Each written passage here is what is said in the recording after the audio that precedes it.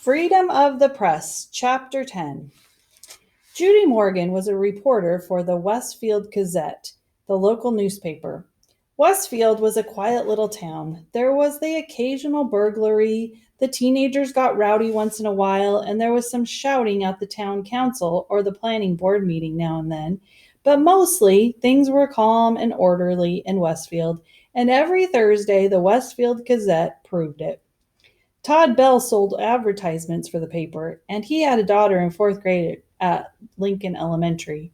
He told Judy that a bunch of fifth graders were making trouble and were not obeying teachers anymore, and that there was something about a secret code word they were all using. And half the students had been kept after school one day last week, including his own little girl. The only other story Judy was working on was about 18 new trees that were going to be planted along East Main Street. The trees could wait. This thing at the elementary school sounded like a real story.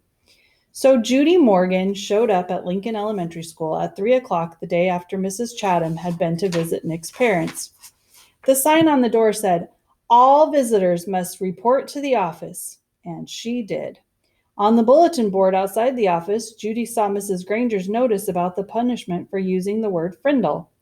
She stepped back 2 paces, aimed her camera at the notice, and snapped a photo. She read the notice once more, and then she stepped into the office. Mrs. Freed, the school secretary, looked up and smiled. "May I help you?" "Yes, I'm sure you can. My name is Judy Morgan, and I work for the Westfield Gazette. I'd like to know about that poster outside the office, the one about this word Frindle. Who should I talk to?" Mrs. Freed stopped smiling. She was sick and tired of anything to do with that word. For the past week, her phone had been ringing off the hook.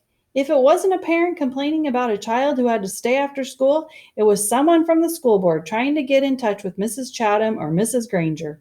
Mrs. Freed pursed her lips and narrowed her eyes. She said, "You'll have to speak with the principal. Let me see if Mrs. Chatham is free." She was. There isn't a principal alive who won't find the time to talk to someone from the local newspaper. The reporter was invited into Mrs. Chatham's office. Judy noticed right away that the principal was not comfortable talking about this stuff. When asked about the poster outside the office door, Mrs. Chatham laughed and said, "Oh, it's nothing really. Some kids have been playing a prank and it was time to put a stop to it." The principal's laugh sounded phony to Judy Morgan. "And did that notice put an end to the prank? I heard that a lot of children were kept after school last week. Would you tell me a little about that? Parents would like to know what's going on." Mrs. Chatham looked, like a kid who had been sent to the principal's office. She squirmed a little in her chair and tried to smile.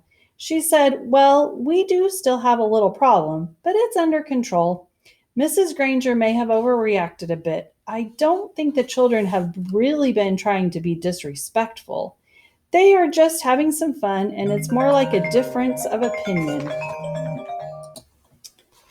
And then Mrs. Chatham went on to tell the reporter what she knew about the word Frindle and how it had become popular among the students. Judy Morgan took careful notes, and when the principal had finished, Judy said, "Would you mind if I asked Mrs. Granger a few questions?" Mrs. Chatham said, "No, not at all." But Judy could tell that the principal wished she would just go away. Could she say, though? Mrs. Chatham couldn't very well keep the reporter away from Mrs. Granger because, after all, America is a free country with a free press. If Judy really wanted to, she would talk to Mrs. Granger sooner or later. It was sooner. In 3 minutes, Judy Morgan was sitting at the doorway of room 12 looking in at Mrs. Granger. There were about 15 children sitting at desks scattered around the room, busy writing out their 100 sentences. She knocked, and the teacher and students looked up from their work. "I'm Judy Morgan from the Westfield Gazette, Mrs. Granger. May I have a word with you?" Mrs. Granger stood and came out into the hallway and closed the door. Judy could see past her and see that every kid in the room was straining to listen. Judy noticed Mrs. Granger's eyes right away. Gray, maybe flecked with a little gold, and very sharp. But not hard or mean, just bright and strong. The reporter didn't waste words. "So I hear that you plan to stop the students from using their new word. How goes the battle?" Mrs. Granger did not smile, and her eyes got even brighter. First of all, it's not a battle.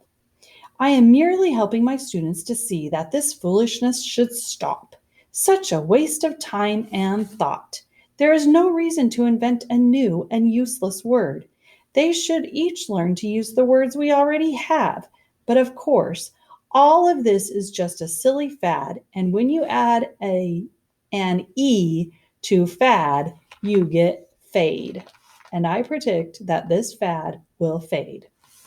Judy looked up from her notepad and asked, Any idea how it all got started? Mrs. Granger's eyes seemed to almost catch on fire at that question, and she said, Yes, I have a very good idea how it all got started. It was one young man's idea, a fifth grade student named Nicholas Allen. And now you will have to excuse me, Mrs. Morgan, for I have papers I must grade. And with a brief, firm handshake, Mrs. Granger ended the interview. The reporter didn't leave right away. She walked back through the hallway and sat on a bench outside the office so she could look over her notes to make sure they made sense. It took her about 5 minutes. Then Judy stood up. She put her notebook into a large black purse, waved goodbye to a frowning Mrs. Freed, and headed out the door. As she walked to the parking lot, 5 or 6 kids who had just finished writing their sentences for Mrs. Granger came out another door. Judy walked beside them, listening to them laugh and joke. When she asked them, Why do you kids keep saying Frindle? Don't you hate staying after school? A boy who was almost falling over from the weight of his backpack looked up at her and smiled. It's not so bad. There's always a bunch of my friends there. I've written that sentence 600 times now. And then the kids said Mrs. Granger didn't even look at their punishment papers anymore. They were sure because they were supposed to write, I am writing this punishment with a pen. Everyone was writing the word Frindle every 4th or 5th sentence. And Mrs. Granger hadn't said anything. One girl bragged that she had written the word Frindle 45 times on her sheets today. She grinned and said, That's a new record. And this boy named Nick, Judy asked, has he had to stay after school too? The kids giggled, and a tall boy with reddish-brown hair and glasses said, Mrs. Granger has kept Nick after school so much that everyone thinks she wants to adopt him. The reporter smiled and said, Do you think I could find Nick and talk to him this afternoon? The boy looked at Judy for a second and then said, I don't think Nick would want to talk to you right now. He might say something stupid and get himself in trouble. And then he grinned at his friends. The kids laughed and poked and punched each other and headed off down the block. Judy drove back to her office and started writing. The next morning, a brown envelope arrived at the Gazette offices, addressed to Judy Morgan, and below her name was written, Frindle Story. When Judy opened it, there was a class picture of the 5th grade at Lincoln Elementary School.